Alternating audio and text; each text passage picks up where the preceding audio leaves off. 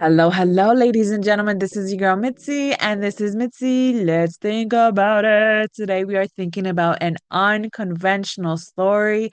Unconventional journey. Yes, that's what it is. Journey, not story. Anyways, thank you so much, Anne, for coming on my show and helping us think about this in a whole new way. And let's just dive right in. When you think about an unconventional journey, what does that make you think about?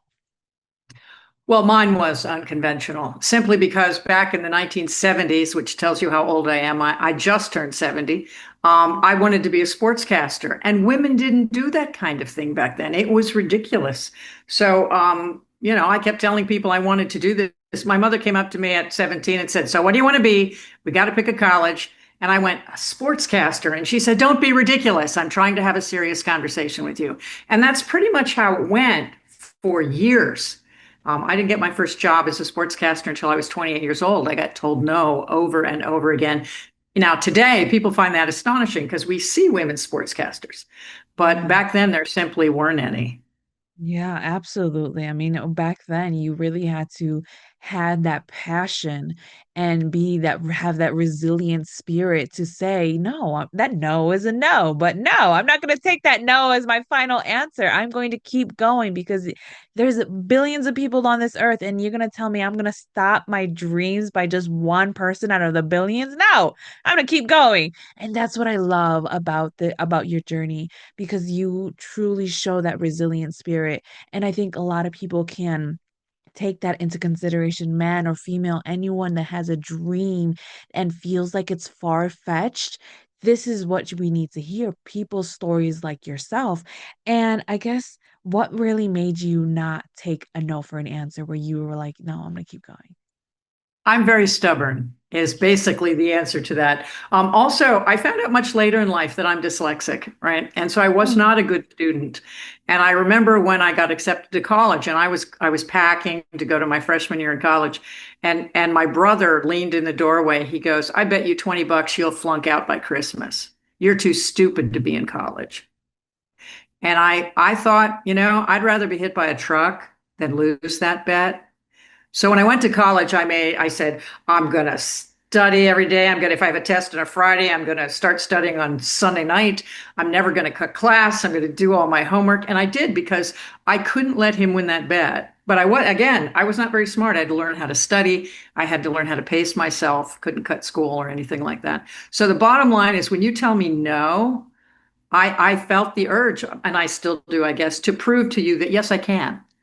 And I don't know if there was logic in there anywhere. It was being stubborn and refusing to fail. I refuse. Now, I did fail a lot, don't get me wrong, but I got back up and tried again. So wow. I think that's part of it. I'm just a stubborn person. So what do you do when you feel those moments of doubt, or have you ever felt those moments of doubt? Oh gosh, yes. Yeah, I became a sportscaster, sort of, in life, funny little things happen that point you in a different direction. And I had tried for years to be a sportscaster. I tried to apply to places, but I ended up working in a bar in Georgetown in Washington, D.C. in the late 70s, early 80s, which was great fun, I must say. And in fact, my parents had an intervention. They came down and they said, "We put you through college so you could be a waitress." I'm like, "No, Mom, I'm going to be a sportscaster." And here's how that happened. I grew up as an ice skater. I was an ice dancer, no talent. Today I'd play hockey. I grew up before Title IX, so girls didn't play hockey. But I went to a hockey game, a Washington Capitals game one night, and one of the gentlemen with our group was an amateur ice hockey official. And he was saying, "Oh, we don't have enough ice hockey officials. We don't have enough to do the kids' games." And my aunt, who was there with me, said, "Oh, Annie skates. You go be a referee." And that's what I did. I went and I took the test.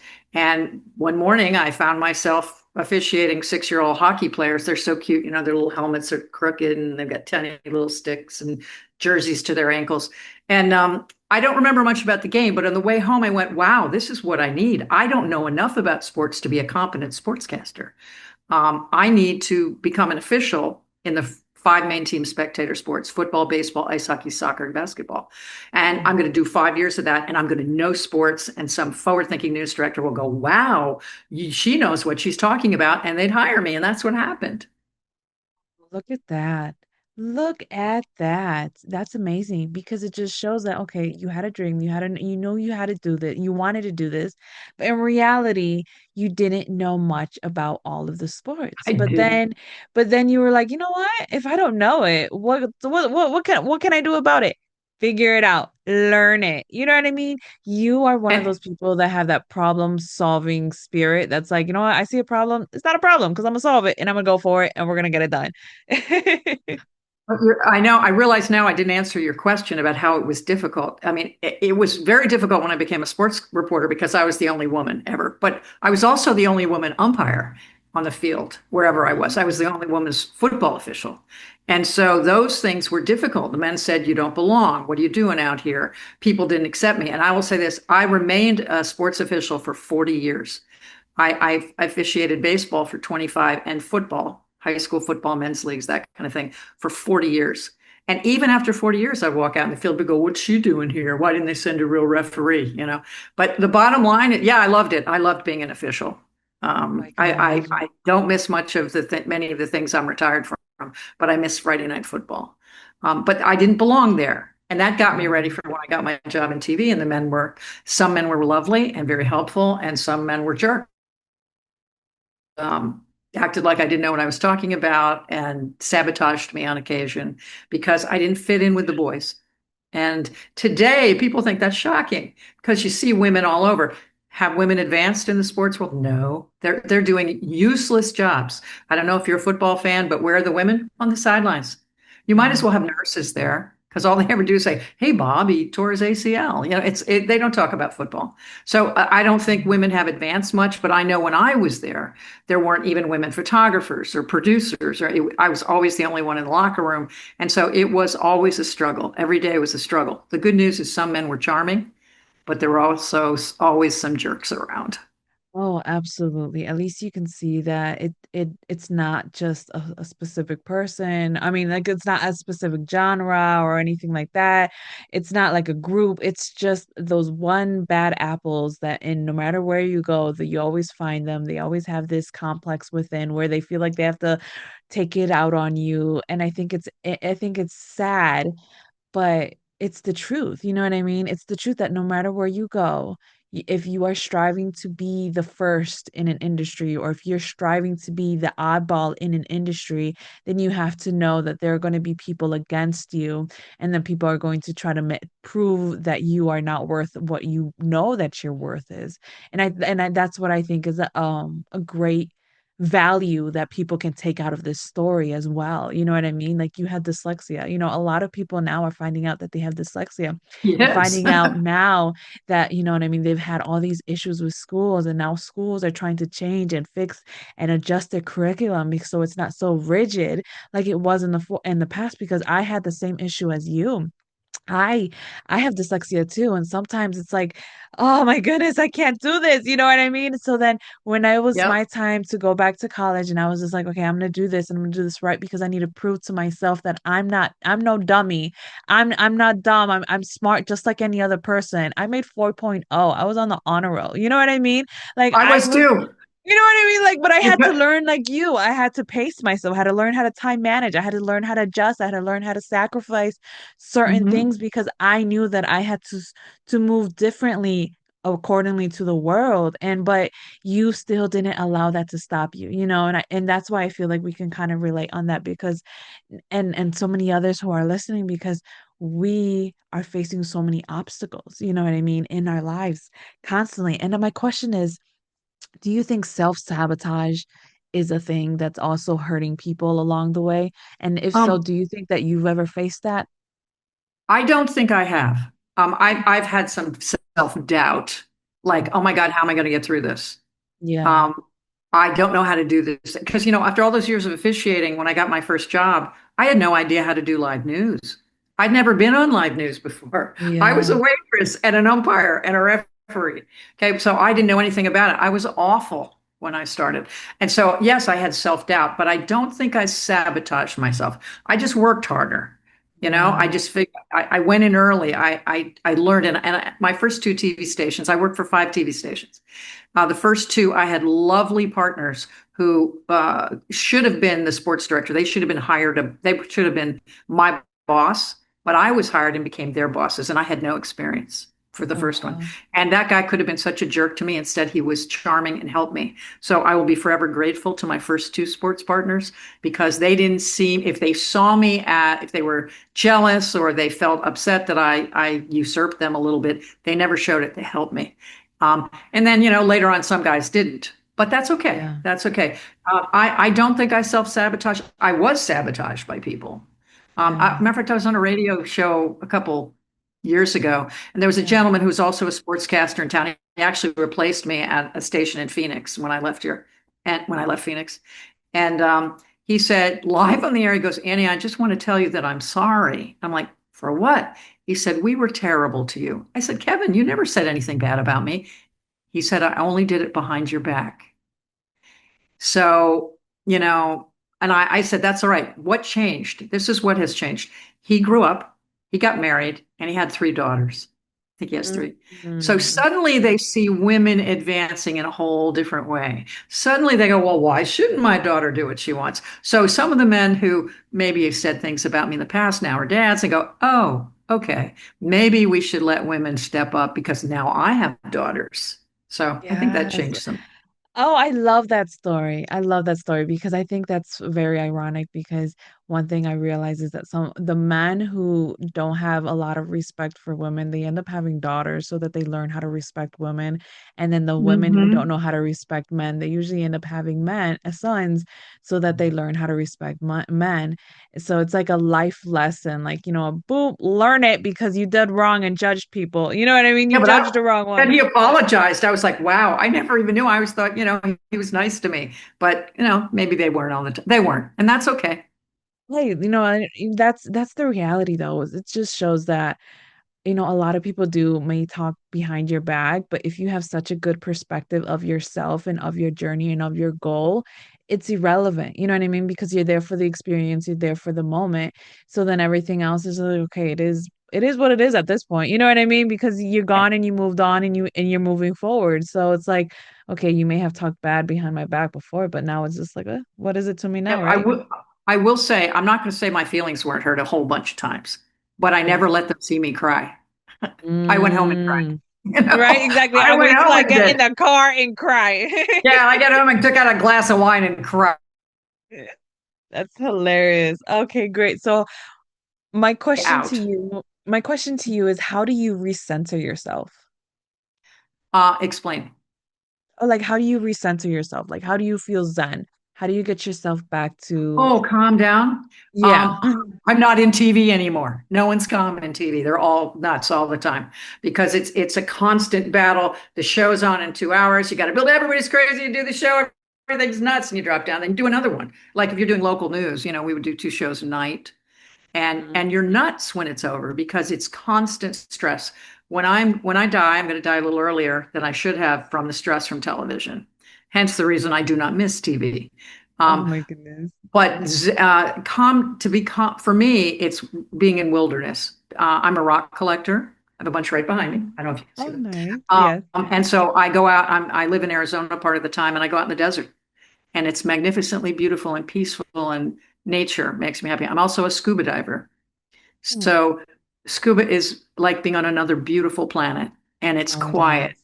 and you hear bubbles, and there's no phones, there's no anger, there's just beautiful creatures that you meet, and that's how I chill, basically. Oh, So to me to and I have a hard time calming down. My partner Ryan will tell you. I mean, I've been retired from everything. I'm an author. I write books, but that's on mostly on my schedule. I don't have hard deadlines a lot, and so for me to, he says, you can never relax. Finally, after 5 years of retirement from teaching, I'm starting to relax. It's taken that long. Wow, but at least you're finally doing it, and you can say that that's what gives you peace, and that's what gets you that calm moment. And I am mad. My little cousin, she loves to collect rocks. Like she gets so excited when she finds new rocks in her collection. She's like, "Oh my God, Mitzi, look what I found! Look at this one and this one and this one." She even got one of those rock cleaners to shine them up, those A automatic tumbler. ones. Yeah, one of those tumblers. Yeah, she's Take her to completely. museums. Encourage this. We don't have enough young people involved. I have 400 specimens just in my living room at home, Oh and only my one of my goodness. 4 kids is into rocks.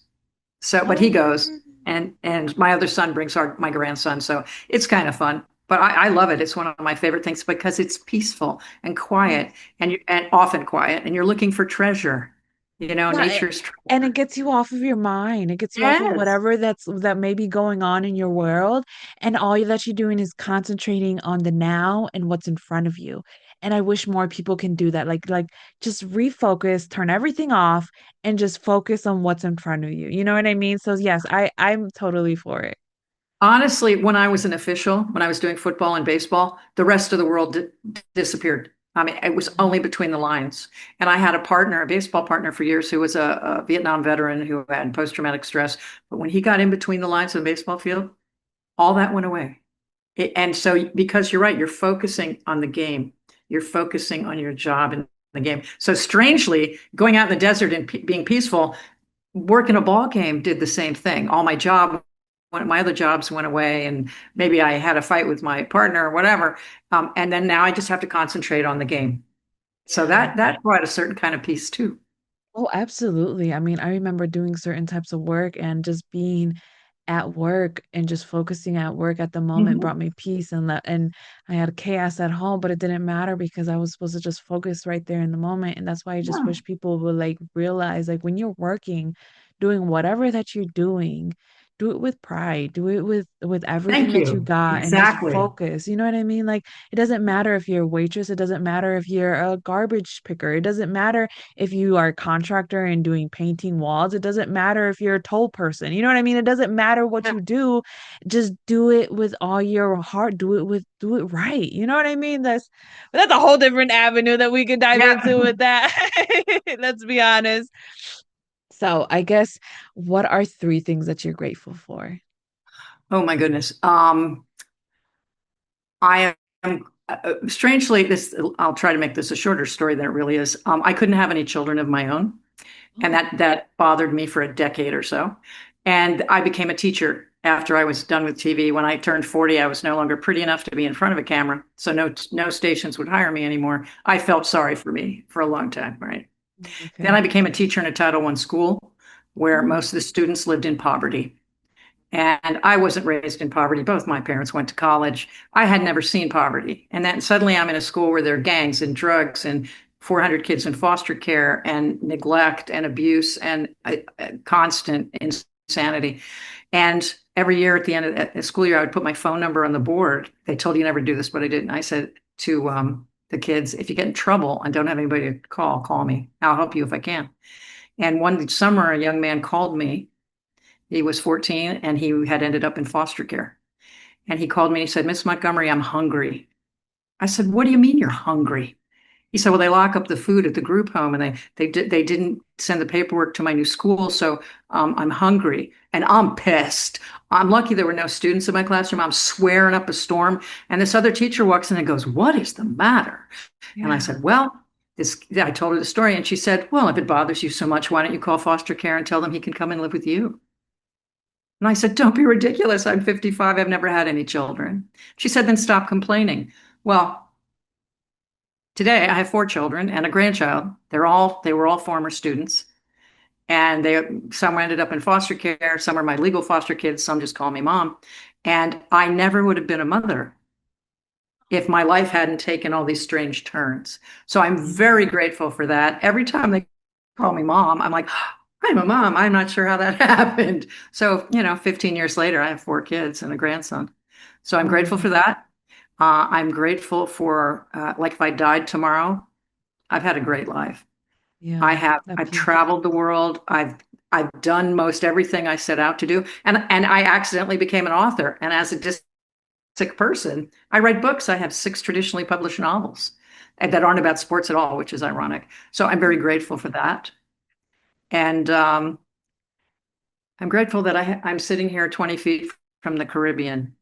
I have a Oh, home that overlooks the Caribbean. And I have to admit, there's something about being able to stare at the ocean every day. It's moving, living art. oh And my yeah, goodness. very peaceful. This is where I'm zen Oh, while I I sit and don't, look at.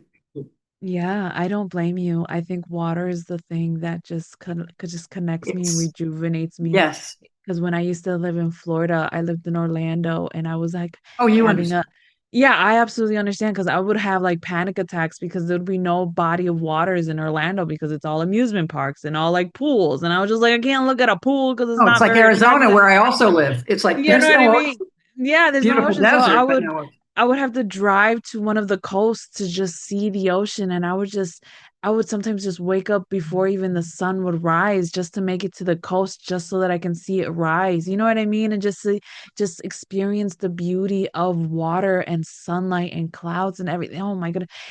Oh, yeah. Nobody That's can take genetic. that away from me. I think all humans are like that. I think it's genetic because, hundreds of thousands of years ago, humans were drawn to water for food and for water too. So the bottom line is, I think we're probably genetically predisposed to go, I want to be next to that. Yeah, it Right. really So does. yeah, I tell my kids, I've had a great life. Please, if I get hit by a meteor, a giant rock from space is my choice of death. Instant vaporization, be great headlines. And I said, just, I've had a fabulous life, no matter what happens after this. It hasn't been perfect. There's been a lot of zigs and zags, and all I can tell people is just go with it. Go with the Yeah, zigs and zags, embrace because it. something strange, and magical might happen at the end of that. Like I became a mom. Exactly. I love that story of how you became that's an unconventional journey already in itself. I mean, Yep. you seen another problem and your other teacher was just like, okay, what are you gonna do about it? Are you gonna do something Right. about it I or was like, what not? do you, what? But then Exactly. later, a 14-year-old boy was dropped on my doorstep, or 15. I guess he just turned 15. Now he's 30 and a dad. So, Oh, that's a beautiful story. You saved those lives. You know what I mean? You brought them something that they never experienced before. I mean, that in itself is such a selfless act. I mean, you should just feel proud of that. I mean, I could understand why you say that I could die tomorrow and be happy with what with how I lived my life because you can truly say that you've done it all in one way or another. You've done it all. That's a blessed life. I can honestly say that's it a is. blessed It life. is. And again, I'm not going to tell you everything's been perfect because, when I lost my job in TV, I was horrified. Didn't want to see anyone I knew. I hid from people. I went from anchoring Sports Center at ESPN to calling Pop Warner football. I didn't want Wow. anybody I knew to say, "Oh, so what are you doing now?" I Yeah. didn't I didn't want to know. It took me about 4 years or so to go back to college to be a teacher. So I did a lot Mm, of feeling sorry for me. And I wasted time. I should yeah. have, I should have given myself 6 months and said, okay, snap out of it, move on. But I didn't.